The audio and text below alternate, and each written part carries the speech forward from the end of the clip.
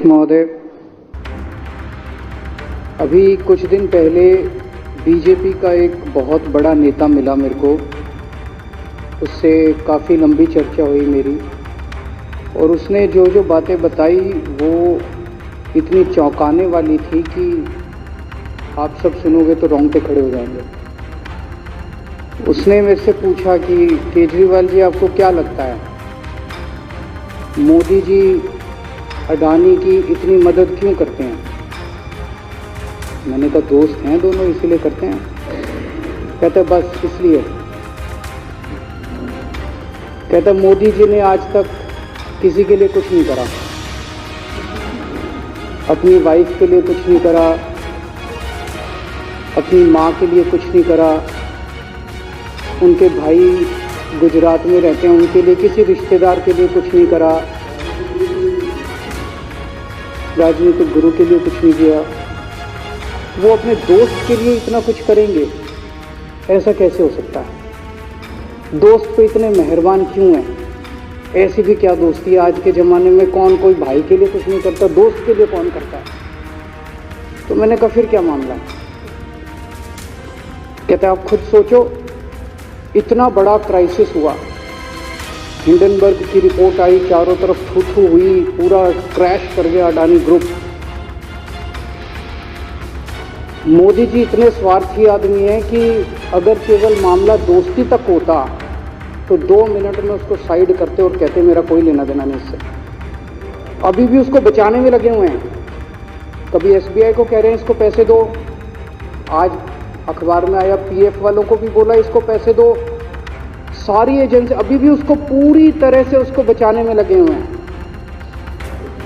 तो मैं भी अचंभे में रह गया कि मामला तो कुछ अलग ही है कि ऐसा भी क्या दोस्त हो गया कि दोस्त डूब रहा है और फिर भी उसको पूरी तरह से। इतना बड़ा पॉलिटिशियन है, पॉलिटिशियन के लिए तो परसेप्शन सबसे इंपॉर्टेंट होती है। कोई आसपास वाला अगर कहीं, वो तो आदमी कह देता है यार मेरे से मिलना बंद कर दियो कल से, वो उसको अभी भी बचाने में लगे हैं। और उसने मेरे को बताया कि, मैंने कहा फिर मामला क्या है? तो कहता है जी अडानी तो केवल फ्रंट है, अडानी में सारा पैसा मोदी का लगा हुआ है। मैंने कहा ये कैसे हो सकता है? ये नहीं हो सकता। कहते हैं अडानी के अंदर सारा पैसा मोदी जी का लगा हुआ है, अडानी केवल फ्रंट है, अडानी तो केवल मोदी जी का पैसा मैनेज करता है, मैनेजर है। उसको 10%, 15%, 20% इतनी कमीशन मिलती है, बाकी सारा का सारा पैसा मोदी जी का लगा हुआ है। अगर कल को जांच हो गई, जेपीसी बैठ गई, ईडी की जांच हो गई, सीबीआई की जांच हो गई, तो अडानी नहीं डूबेगा, मोदी जी डूबेंगे। जिस दिन अडानी डूबा उस दिन मोदी जी डूबेंगे। मैंने कहा यार उनको पैसे की क्या जरूरत है, प्रधानमंत्री जी को, मोदी जी को? उनके ना आगे कोई ना पीछे कोई, उनको क्या पैसे की जरूरत है? तो कहता है सर पैसे की हवस होती है, लत होती है। कहता है इतने दुनिया में इतने बड़े बड़े अमीर आदमी हैं, उनको कोई अब और पैसे की थोड़ी जरूरत है, लगे पड़े हैं सारे, और पैसा और पैसा और पैसा। बोला हवस होती है। बोला जिस दिन अडानी दुनिया का सेकंड रिचेस्ट मैन बना था, अडानी दुनिया का सेकंड रिचेस्ट मैन नहीं बना था, मोदी जी दुनिया के सेकंड रिचेस्ट मैन बने थे। और अब मोदी जी का ख्वाब है, उनका सपना है कि वो दुनिया के रिचेस्ट मैन बनना चाहते हैं। प्रधानमंत्री तो बन गए, वो दुनिया के रिचेस्ट मैन बनना चाहते हैं। फिर उसने मेरे को एक एक करके, मैं बड़ा धीरे धीरे उसकी बातों पे, पहले तो मैं एकदम शॉक हो गया, ये कह क्या रहा है कि अडानी के अंदर सारा पैसा मोदी जी का लगा है। फिर वो धीरे धीरे उसने एक एक करके बातें खोल के समझानी चालू की। कहता है मोदी जी श्रीलंका गए, श्रीलंका के राष्ट्रपति राजापाक्सा हैं। राजापाक्सा को मोदी जी ने जबरदस्ती करके वहां का विंड प्रोजेक्ट अडानी को दिलाया। क्यों दिलाया?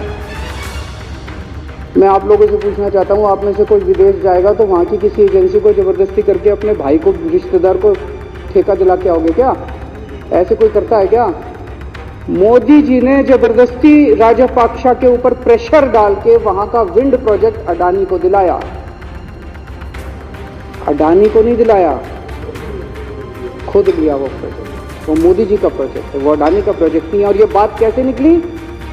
वहां का जो बिजली बोर्ड है श्रीलंका का, जैसे अपने यहाँ स्टैंडिंग कमेटी है असेंबली की, पार्लियामेंट की स्टैंडिंग कमेटी है, वैसे उनकी भी पार्लियामेंट की स्टैंडिंग कमेटी होती है।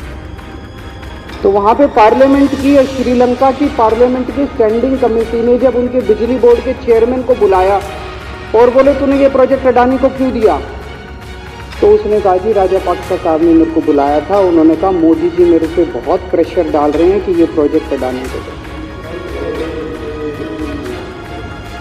मोदी जी बांग्लादेश गए, बांग्लादेश वालों को बिजली खरीदनी थी, 1500 मेगावाट बिजली 25 साल के लिए। मोदी जी ने वो प्रोजेक्ट भी अडानी जी को दिला दिया। अडानी को नहीं दिलाया,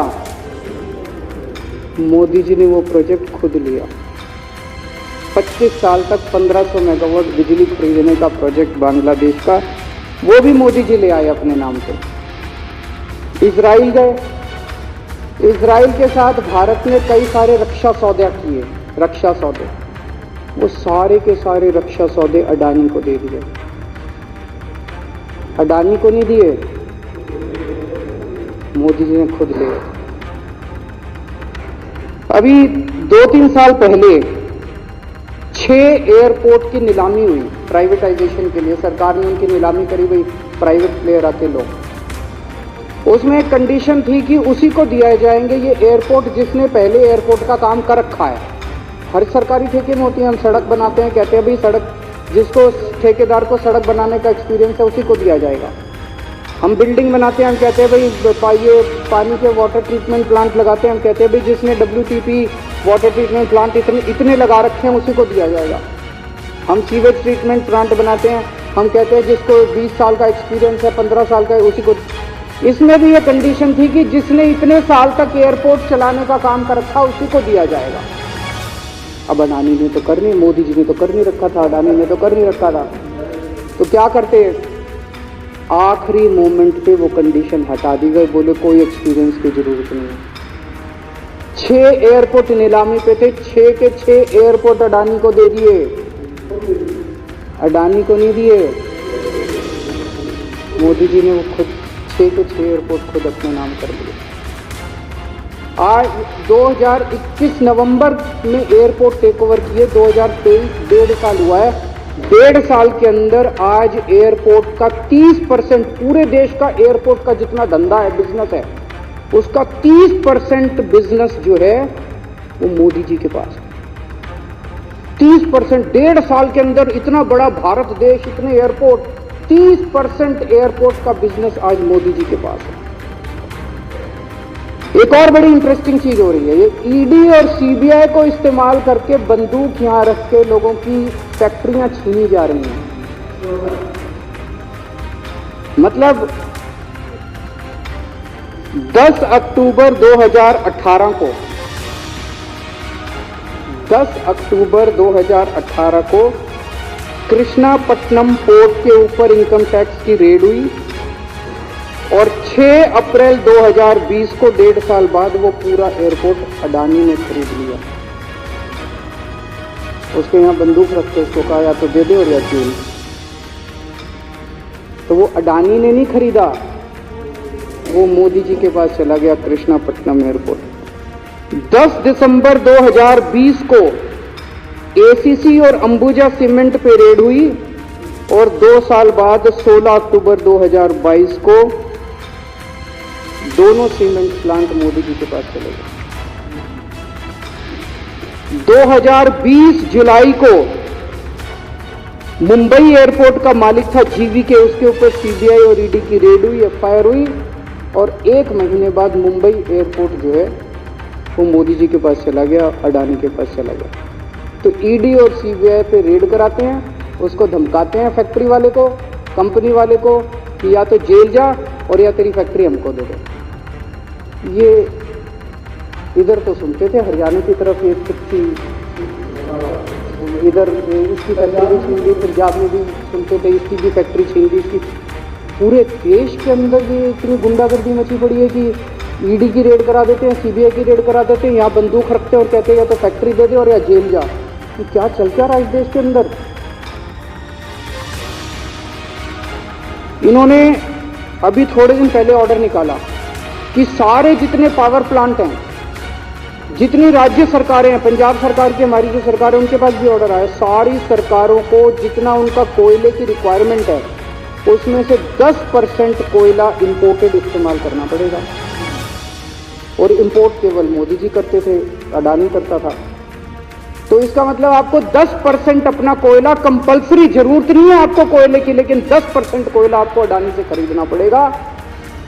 हमारे देश का कोयला 2000 रुपये टन है, इंपोर्टेड कोयला 20,000 रुपये टन है। 10 गुना दाम के ऊपर आपको अडानी से यानी कि मोदी जी से कोयला खरीदना पड़ेगा। इन्होंने सुप्रीम कोर्ट का एक और, जब कोयला घोटाला हुआ था अपने देश के अंदर, तो सुप्रीम कोर्ट ने आदेश दिया था कि अब कोयले की खदानें किसी भी प्राइवेट वाले को नहीं दी जाएंगी, सारी खदानें सरकारें। तो इन्होंने कुछ खदानें राजस्थान सरकार को दे दी, कुछ खदानें छत्तीसगढ़ सरकार को, कुछ खदानें पंजाब सरकार को, सरकारों में बांट दी। बाकी पूरे देश में केवल राज्य सरकारों के पास खदानें हैं। केवल अडानी के केस में उन्होंने एक्सेप्शन करके अडानी को कोयले की खदानें दे दी और उसमें भी ऑर्डर कर दिया कि 4000 कैलोरी से कम वाला कोयला जो है उसको रिजेक्टेड माल माना जाएगा, जबकि वो सबसे अच्छा कोयला माना जाता है और वो रिजेक्टेड माल इसको फ्री में मिलता है। तो कम से कम 2800 करोड़ रुपए का कोयला हर साल फ्री में मोदी जी ले जाते हैं। 2800 करोड़ रुपए का कोयला हमारी खदानों से हर साल मोदी जी निकाल के ले जाते हैं। 2014 में, अभी जो अतीशी जी ने कहा, 2014 में अडानी जी की यानी कि मोदी जी की जायदाद 50,000 करोड़ की थी। 7 साल बाद इनकी जायदाद हो गई 11.5 लाख करोड़। मोदी जी इतना पैसा लेके कहां जाओगे? 11.5 लाख करोड़ रुपए की जायदाद, 7 साल में इतना लूट लिया आपने देश को। 2014 में 609 नंबर पे थे, अब ये सेकंड रिचेस्ट बन गए, अब रिचेस्ट बनना चाहते हैं। ये तो लेकिन कुदरत है, कुदरत तो बड़ी ताकतवर है। किसने सोचा था एक दिन हिंडनबर्ग रिपोर्ट आएगी और 24 घंटे के अंदर सारा तहस नहस हो जाएगा। 1947 से लेके 2014 तक 67 साल में भारत देश ने, सारी सरकारें जितनी आई सबने मिलके 55 लाख करोड़ रुपए का कर्जा लिया था भारत सरकार ने। 2014 से 2022 7 साल के अंदर 85 लाख करोड़ रुपए का कर्जा ले लिया, दुगने से भी ज्यादा। जितना 67 साल में लिया था उतना 7 साल में ले लिया। ये पैसा गया कहां? ये पैसा गया कहां? ये सारा इनकी जेब में था। तो मैं जनता को कहना चाहता हूँ, आप तो जीएसटी देते हो, अपने बच्चों का पेट काट के टैक्स देते हो, दूध पे, दही पे, हर चीज पे जीएसटी देते हो। वो जीएसटी का पैसा जाता है जनता की उसमें खजाने में, वहाँ से वो जाता है अडानी के खजाने में और वहाँ से वो जाता है मोदी जी के खजाने में। दोनों हाथों से लूट मची हुई है, पूरे देश को लूट रहे हैं प्रधानमंत्री जी, मोदी जी पूरे दोनों हाथों से लूट रहे हैं। कोयला लूट रहे हैं, एयरपोर्ट लूट रहे हैं, सड़कें लूट रहे हैं, बिजली लूट रहे हैं, पानी लूट रहे हैं, कुछ नहीं छोड़ा, सब कुछ लूट रहे हैं। जितना कांग्रेस ने 75 साल में नहीं लूटा, उससे 10 गुना इन्होंने 7 साल के अंदर, 8 साल के अंदर लूट लिया देश को। अडानी का क्या रोल है इसमें? मोदी जी कम पढ़े लिखे हैं, उनको समझ नहीं है कि करना क्या है। अडानी आके बताता है पैसा यहां लगा लो, इस देश में चलते हैं, वहां की ये कंपनी खरीद लेते हैं, ईडी को और सीबीआई को इसके पीछे लगा दो।